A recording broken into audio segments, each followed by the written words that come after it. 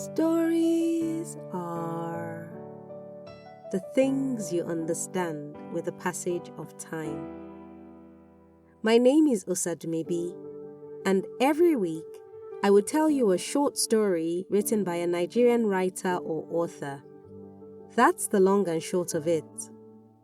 So without much ado, this week's story is by Ayomide Asiru, and it's titled Hide and Seek.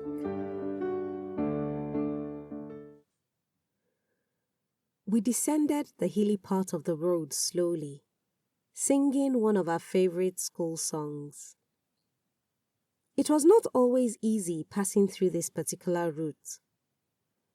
Over time, the soil hardened, allowing rocks to surface.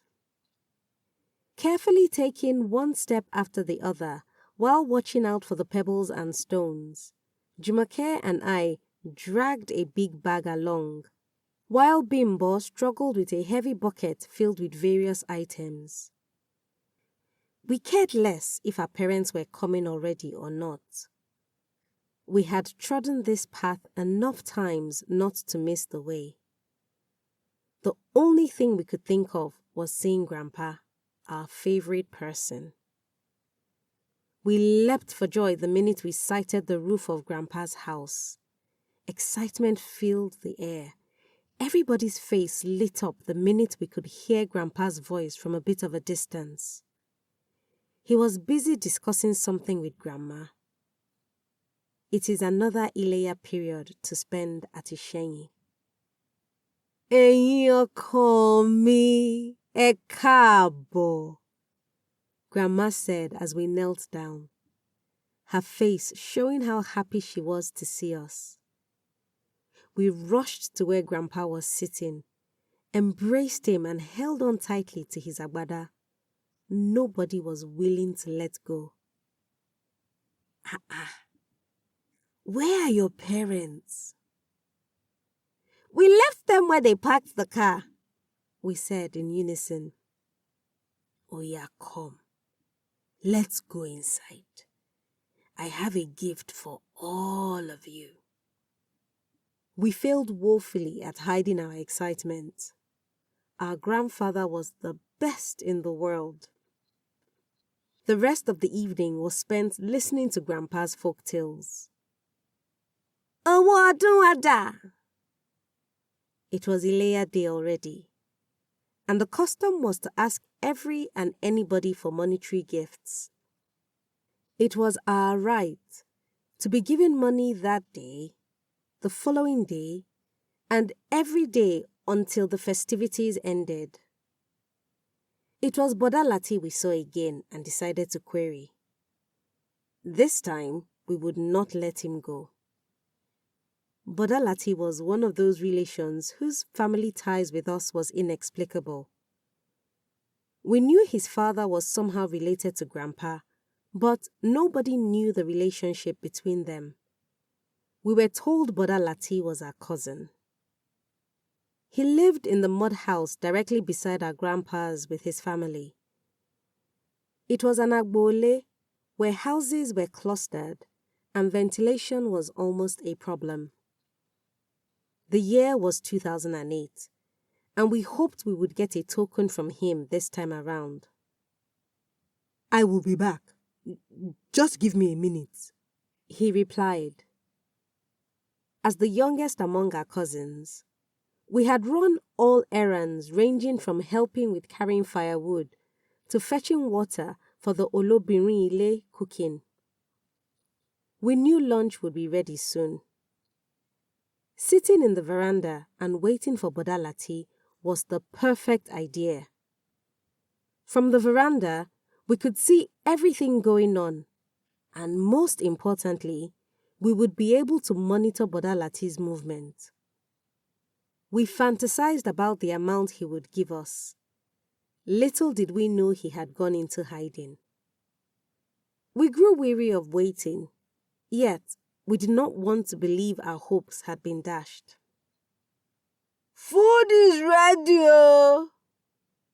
We heard one of the women yell. With that, we dashed to the backyard. As was always the case, we were greeted by billows of smoke. The women smelt of it, and I was certain the food would have its distinct taste. We could hardly see for all the smoke. Bimbo and Jumoke started coughing as I groped around, following the sound of Big Mommy's voice as she cautioned me not to fall into the hot wegiri soup. After lunch, we joined other children within our agbole to play. We had not forgotten about Boda Lati, but we could not afford to be held down by his promise. "What game should we play?" "Who is in the garden?" a child replied. "Police and thief," said another. "Hide and seek," said yet another. We settled for hide and seek after much deliberation. Every child would hide anywhere they deemed fit, while I tried to find and bring them out of their hiding places. I slowly counted to 10, while everybody scurried off to hide. Then I started singing the Boju Boju song attached to the game.